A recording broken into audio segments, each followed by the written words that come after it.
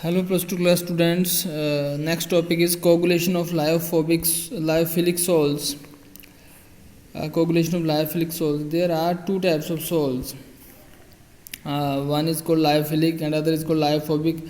Difference between these two is lyophilic salts there is a great attraction, affinity or love between solute and solvent, or you can say dispersed phase and dispersion medium. But in lyophobic there is no such attraction between solute and solvent. So actually lyophilic salts are very stable. Now coagulation of lyophilic salts, it is the topic, but lyophilic salts actually very stable. It is not easy to coagulate these salts. So now let us see why these salts are very stable and how to coagulate these salts. So let us understand this with the help of diagram. So first we need to know what are the reasons because of which it is very stable. Lyophilic salts are very stable. The reason for that, the first reason is because there is a charge on the colloidal particle. Colloidal particle carries some charge, positive charge. If suppose there is a positive charge on colloidal particle, because of this positive charge there is a repulsion between two particles. Because of repulsion they do not come closer and they do not form aggregate. This is first reason that they carry charge. And the second reason is they also have layer of solvent. अगर if it is hydrophilic मतलब lyophilic तो है, उसमें जो अगर पानी solvent है उसको हाइड्रोफिलिक बोलते हैं. तो जैसे वाटर अगर डिस्पर्जन मीडियम में सोलवेंट है तो वाटर की इसके चारों तरफ क्या होगी, एक लेयर होगी, एक sheet of the solvent molecules होती है. इसको बोलते हैं सोलवेटेड, कि ये जो है लायोफिलिक सोल्स हैं, these are solvated. Solvated means there is a layer of dispersion medium between two particles of colloidal solution.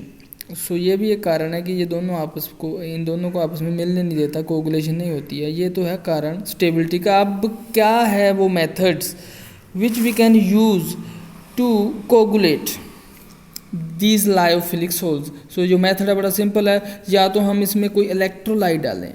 क्या डालें इसमें, क्या डालें हम, इलेक्ट्रोलाइट. इलेक्ट्रोलाइट क्या होता है? इलेक्ट्रोलाइट वो होता है जिसमें से ये जो colloidal particle suppose they are carrying positive charge. So ये इलेक्ट्रोलाइट में से क्या चार्ज को अट्रैक्ट कर देंगे, नेगेटिव चार्ज. मान लो कोई पार्टिकल को, उसमें से कौन से को अट्रैक्ट करेंगे, negative.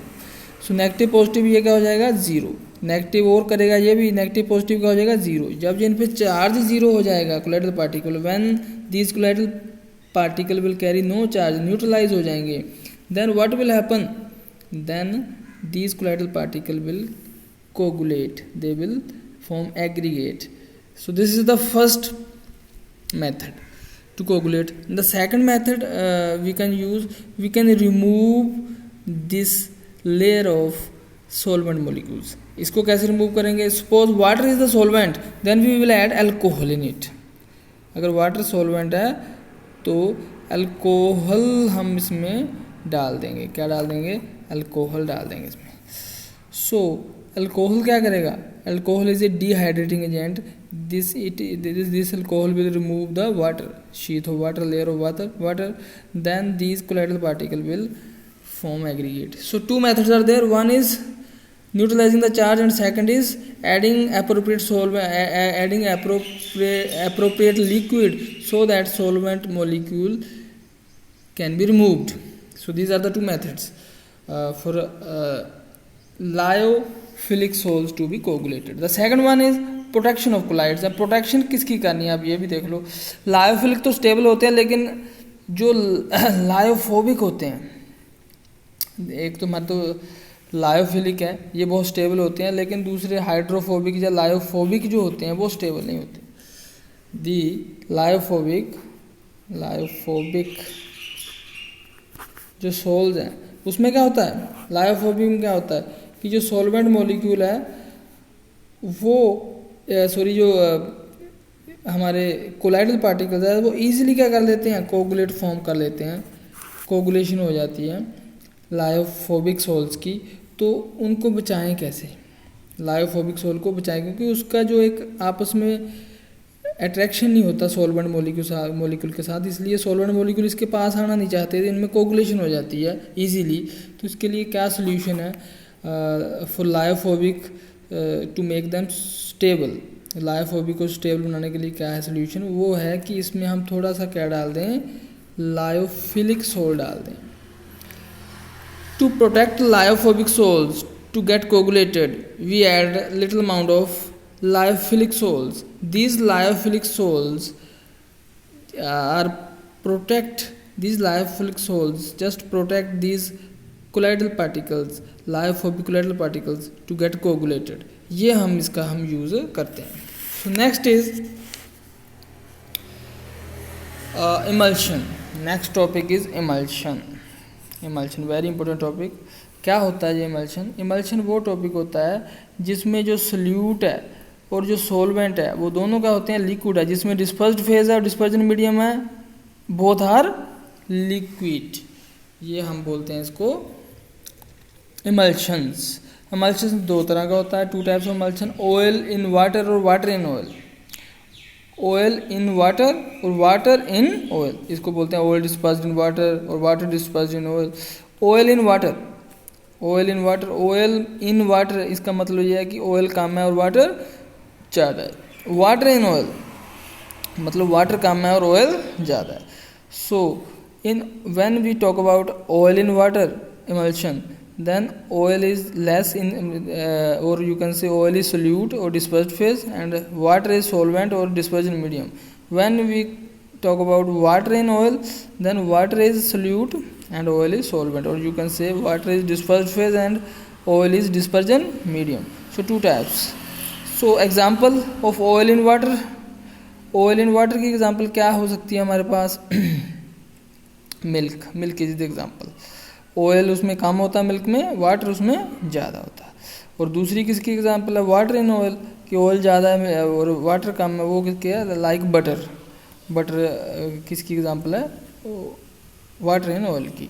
So these are the emulsions. So emulsions are the solutions in which liquid these are the colloidal solution in which both solute and solvents are in a liquid phase. So ये दो तरह के oil in water and water in oil. And after that you have to know the examples of both oil in water and water in oil. And after that sometimes we have to add stabilizing agent in it. Stabilizing agent भी हमें इसमें डालना पड़ता है emulsions में, ताकि जो stable रहें। तो ये एक इमल्शन का टॉपिक है कि इमल्शंस क्या होते हैं, कितने टाइप के होते हैं, उनकी एग्जांपल्स क्या हैं, उनमें हम क्या डालते हैं, स्टेबलाइजिंग एजेंट डालते हैं। तो ये एक थ्योरेटिकल सा सिंपल सा टॉपिक है, you need to cover it.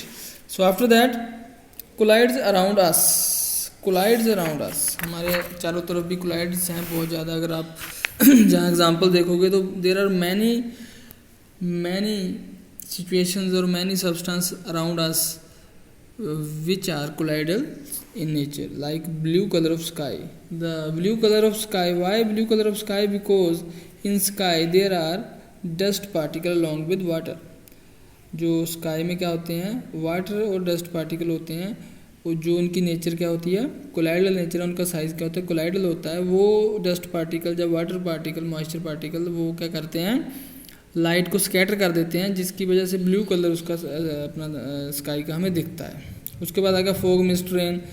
जो फॉग है, मिस्ट है, वो भी क्या होती है, फॉग मिस्ट क्या होती है, उसमें क्या होता है, कुछ डस्ट पार्टिकल है, उसके ऊपर वाटर है, वो उसके साथ मिक्स हो जाता है डस्ट में, तो क्या बन जाती है, फॉग मिस्ट बन जाती है। रेन क्या है, रेन में क्या होते हैं, क्लाउड्स होते हैं।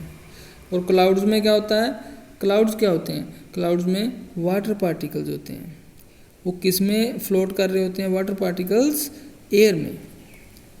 इन air water particles are moving, और ये वाटर पार्टिकल्स क्या हैं, कोलाइडल इन नेचर। बाकी क्या है, एयर है। सोलवेंट क्या है, एयर है। क्लाउड में जो सोलवेंट क्या होता है, डिस्पर्जन मीडियम क्या होता है, एयर। और उसमें जो कौन से पार्टिकल मूव कर रहे होते हैं, वाटर पार्टिकल्स। और इनमें भी कोई चार्ज होता है, या पॉजिटिव चार्ज हो सकता है या नेगेटिव चार्ज हो सकता है। तो क्लाउड्स भी वही। और जब बारिश होती है तो कई बार एक क्लाउड है उस पर पॉजिटिव चार्ज है, और दूसरा क्लाउड है उस पर कौन सा चार्ज है, नेगेटिव। एक क्लाउड है एक तरफ से आ रहा है उस पर पॉजिटिव चार्ज है और दूसरा क्लाउड है उस पर क्या है नेगेटिव चार्ज। ये दोनों जब टकराते हैं, ये दोनों जब क्या हो जाते हैं मिक्स होते हैं, तो positive negative they will get neutralize और चार्ज खत्म हो गया, इनमें कोगुलेशन हो जाती है, कोगुलेशन हो जाती है तो हैवी हो जाते हैं और इनकी एज ए रेन ये धरती की तरफ आने लग पड़ते हैं। So clouds are also colloidal in nature. फिर फूड पार्टिकल्स भी, वो मिल्क है, बटर है, ये भी कोलाइडल इन नेचर है। ब्लड है, ब्लड भी कोलाइडल है। ब्लड का जो कोलाइडल पार्टिकल है उनके जो नेगेटिव चार्ज होता है, इसमें दे रखा है कि जो ब्लड है उसमें किसके कोलाइडल पार्टिकल होते हैं, एल्ब्यूमिनॉइड्स के substances colloidal particle negative charge होता है। कई बार जो हमारा एक स्टिप्टिक एक्शन है, स्टिप्टिक एक्शन क्या होता है, कई बार हमारी चोट लग जाती है तो हम क्या करते हैं उस ब्लड को जमाना चाहते हैं, वहाँ पे उसमें क्लोटिंग करना चाहते हैं, तो हम क्या करते हैं इसमें कोई इलेक्ट्रोलाइट डाल देते हैं जैसे FeCl3 या अलम डाल देते हैं। तो ये क्या करता है, ये नेगेटिव चार्ज है तो इसमें से पॉजिटिव चार्ज आयरन को ले लेता है, पॉजिटिव चार्ज आयरन को ले लेता है, तो ये पॉजिटिव नेगेटिव जीरो चार्ज होकर यहाँ पे क्या हो जाता है, कोगुलेशन हो जाती है। उस कोगुलेशन की वजह से जो है ब्लड है उसकी क्लोटिंग हो जाती है। सो फिर समझो कि ब्लड पे भी नेगेटिव चार्ज कोलाइडल पार्टिकल है और उसमें हम जब FeCl3 डालते हैं तो इस FeCl3 से पॉजिटिव चार्ज ले लेते हैं ये कोलाइडल पार्टिकल और ये न्यूट्रलाइज होकर कोगुलेशन हो जाती है, उस क्लोटिंग हो जाती है। सो ब्लड भी एक कोलाइडल पार्टिकल है having negative charge particles. Soil है वो भी कोलाइडल पार्टिकल है, फॉर्मेशन ऑफ डेल्टा।